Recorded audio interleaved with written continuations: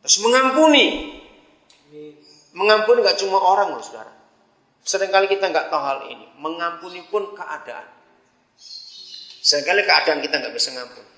Untuk ampuni negara ini, ampuni bangsa ini, ampuni pemerintah ini. Karena banyak orang yang terluka. Bayangkan siapa yang gak sakit hati melihat keadaan seperti itu. Ampuni. Walaupun sulit. Itu hukum Kristus. Setelah mengampuni, mengapakan tadi? Melupakan. Tapi gak cukup melupakan. Membenarkan orang. Menganggap orang itu gak pernah berbuat salah. Nah, itu yang dikerjakan Tuhan Yesus kepada Petrus. Walaupun 7 kali dia nyangkal.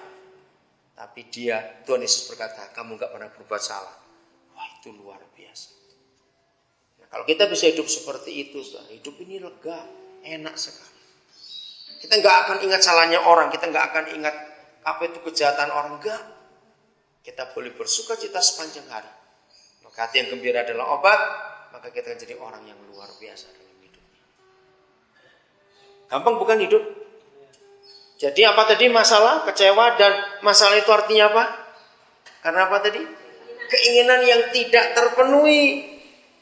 Kenapa kita jadikan masalah keinginan tidak terpenuhi?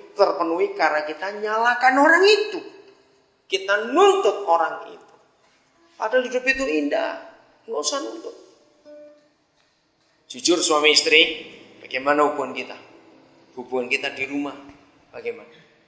Anak-anak kita akan melihat apa yang kita lakukan dalam hidup ini.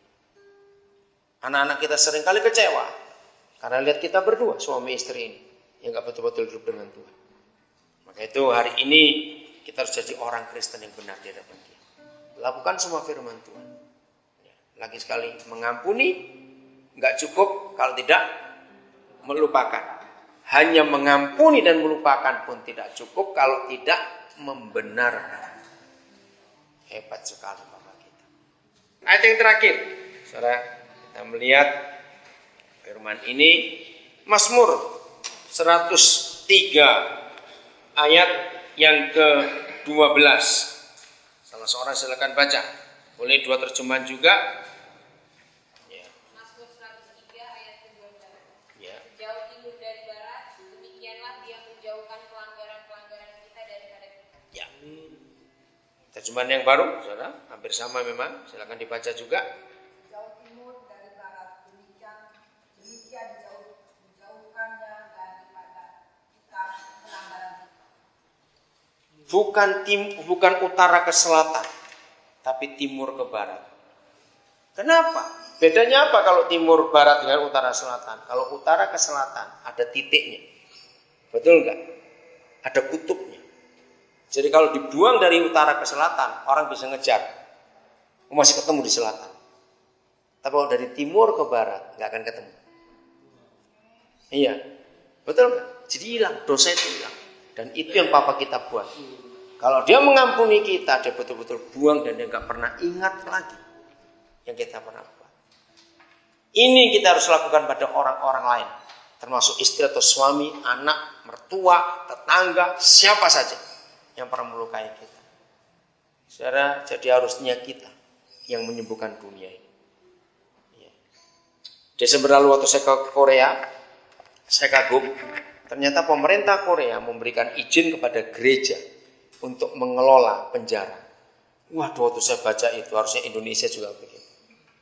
Saudara, orang di penjara itu nggak makin baik, makin rusak. Dan kita sudah tahu. Maka itu harus ada solusi di negara ini. Apalagi sudah semua penjara di Indonesia sudah kelebihan kapasitas. Harusnya kita yang tampil untuk beri jawaban. Betul tidak? Menolong mereka. Karena ayat-ayat yang kita pelajari tadi itu. Kalau orang itu, kriminal itu disembuhkan dengan cara itu, sembuh betul dia. Sembuh. Nah, karena gereja tidak mau melakukan itu. Iya, bukan cuma takut, karena pelit. Iya, nggak mau keluar duit. Gereja itu cari duit terus. Begitu khotbahnya tiap minggu pasti duit saja. Bukan takutnya, karena nggak mau repot. Ya, karena gereja hanya sibuk urusan kebaktian saja. Ayo kita mulai dengan kita sendiri. Jujur, seberapa banyak kita hari ini hadir?